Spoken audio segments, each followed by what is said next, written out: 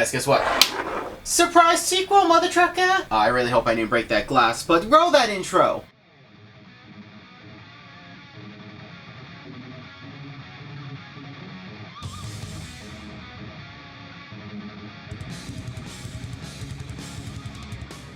What's up YouTube, I'm J.Rod of BATTLEBRAWLERproductions, and today we're taking a look at the Amsterdam Titanium White Acrylic Ink. Now if you're new to the channel, first off, I'm J.Rod of BATTLEBRAWLERproductions. I just said my name, but I figured I should say it again in case you missed it. And this is a sequel to my Amsterdam Oxidized Black Ink. I really liked this ink and I thought it was a fun ink to use, and if you've not seen that video, go ahead and give it a quick little watch. It's in the description down below and on a title card somewhere on the screen. But let's put it to the side and talk about the white ink, because I was really excited to actually take a look at this. Now, it does have a very uniform design to the actual oxidized black ink, except for it doesn't have the ink stains on the bottom. I think because, you know, this is a white background, of course white ink and when shown, but you still could have done like a black outline or a black shadowing. Either way, I do like how you get pictures and what this thing could be used for. You get the number 105, don't know what that refers to, name of the ink in a few different languages, and then over here the sticker does cover it, and of course it sells for $6.99 on Hobby Lobby, though I recently learned that it sells for $11.99 on Amazon. A little bit of a rip-off in my opinion, but what's really interesting, and has even a separate sign right here, is that you can't actually store this in cold temperatures. So if you live somewhere cold, do keep that in mind. Put this maybe in the microwave somewhere, I don't know. But let's go ahead and take a look at it in our sketchbook.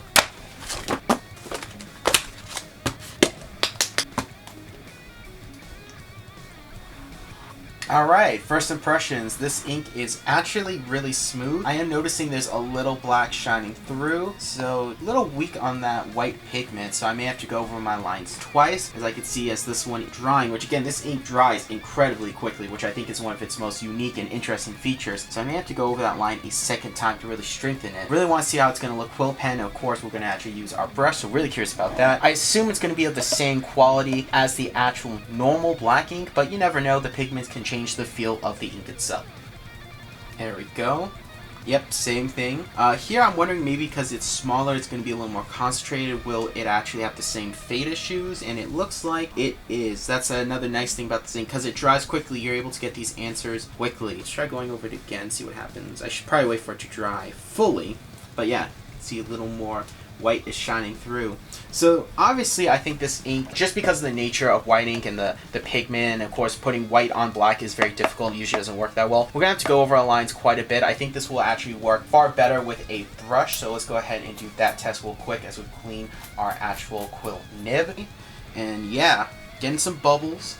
So we did shake up the ink well. It kind of gives me Winsor & Newton white ink vibes, which is not good because I actually did not like their white ink. It's one of the few products they've made that I've tested that I haven't liked. But, you know, getting that strong white ink to go on a black surface is very difficult. You have to kind of grade on a curve because of how difficult it is. It's not like putting black ink onto a white piece of paper. But on camera, it looks really good. In person, not as good. You know, definitely see areas where it's a little kind of milky white. I think a second layer would definitely help with that. So let's put this to dry as we actually tested on this sheet of paper right here, where I've made a few marks on some of my most common microns and tools that I use. So I got a Sharpie, Micron, Artist Loft, ADW, Copic, Pigma, Prismacolor Tombow, and then we'll also test it on the original Amsterdam ink, which is on a separate piece of paper. Let's go ahead and just get a quick little dip and go ahead and try it. So on Sharpie, ooh, right there, you can see it is turning gray, and I think that's because of the nature of the Sharpie. I'm not sure. There's something about Sharpies that I think they have more alcohol in them, or they have something else in them that really just destroys white ink. It's very difficult to actually find a white ink that can cover it, so I'm not surprised there. Not going to hold that against the ink itself. And of course, if you are a professional artist, I really don't think you'd be using Sharpies.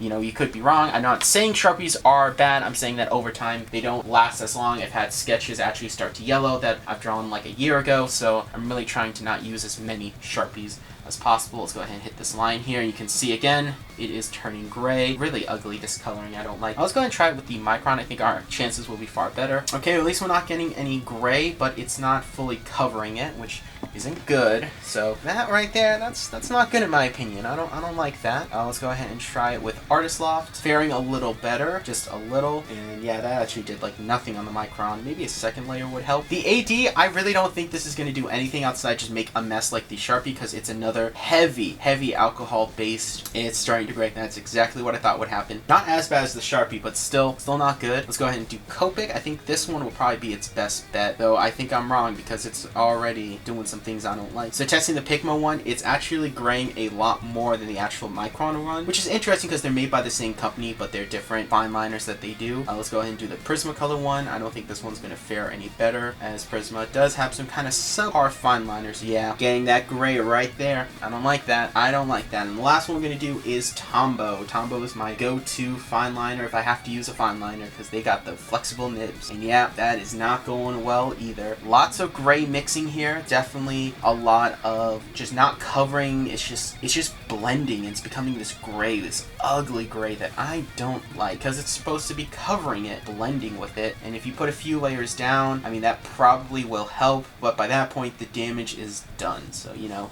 there you go. That's not a good result. That's something that we should not be striving for, but here we are. So that kind of sucks. Now, what does this ink do with the actual black Amsterdam ink? Is it going to mix? Is it going to create a wet-on-wet method? Are we going to actually get just straight up a gray? I'm really kind of curious, because it has failed all of our previous tests, as you can see, which is going to hurt its overall score. That's something to keep in mind. Let's go ahead and flip this paper and test it out right here. So this is the Amsterdam ink that I did use in the last video. It has had plenty of time to dry, so we should not be getting any wet on wet. You never know. I'm not an acrylic painter, I'm an inker, but I just love gluing acrylic ink, so we're gonna see how this works. Load our brush, and here we go. Oh, hey, that's not bad. We don't have any mixing yet, but it's actually doing a good job covering the black Amsterdam. That's interesting, and I think it's because of the nature of the Amsterdam ink, of course, being an acrylic ink, it has a similar composition, so it really doesn't have anything fighting it like with the other fine liners that may have extra additives to help make it waterproof, and it has different bases. So I actually kind of like that. I really did think these guys would mix and create a gray. That was a main concern I had, but no, I like how this isn't. Now you can see some black here on camera, and in person it's a little more obvious. Second layer to tighten it up, and a third one just for security, but it's doing its job. I like that. It failed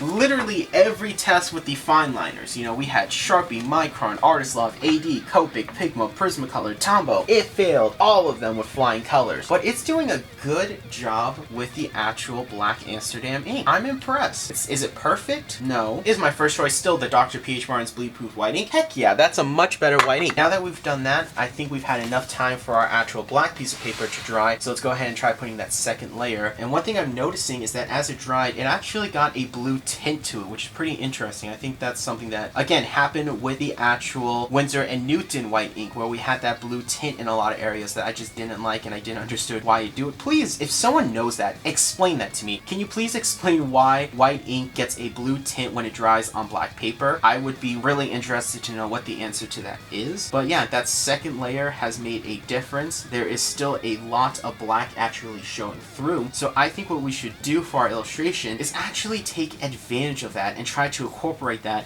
into the drawing. Now today's illustration is of Wrath. I think it's very fitting that we do Wrath because we did him in the last video with the actual black ink, so we're going to continue that trend. And I would quickly like to say that this was actually referenced from this photo right here of this wrestler doing the same pose. I thought it was a really cool pose and I really want to draw it. So proper credit to the photographer and the wrestler in the picture. I don't know who these guys are, so I can't like specifically name them, but I at least want to point out that I did get inspiration and give proper credit where credit is due. So now we got that all set up, let's go ahead and jump into our super time lapse. Inking this piece was super fun, but not challenging, and that's thanks to the unique properties of this ink. The fact that it's able to dry so quickly allows me to layer far better than other inks. So what originally would end up with a very light white wash on black paper ended up becoming a very quick light wash on black paper that I can go in and start layering and building up the tones. So I could have high contrast of white with lower contrast of white, and I really liked that. The fact that I could go in and do my work super easy was really nice, because if I used any other ink, it would have taken much longer to do the same thing. The fact this ink dries so quickly is a great trait of it, which is not only great for beginners, but also for illustrations like this, which require heavy layering, makes the process far quicker and just more enjoyable. Now, I actually wanted to have a little bit of the black showing through the page, so that's why I didn't go full on wash, and this process didn't take that long. It took less than an hour. I had a lot of fun playing with negative space and just kind of going with a strong silhouette, so overall this piece really became one of my favorites, as it was just something so different from what I normally do. I also got to incorporate the toothbrush method more of this than I normally use with a brush, but I decided to lean far more into that splatter effect, and the toothbrush really helped with that. Overall, I love how this piece came out, but let's go ahead and take a look at it in its finished glory.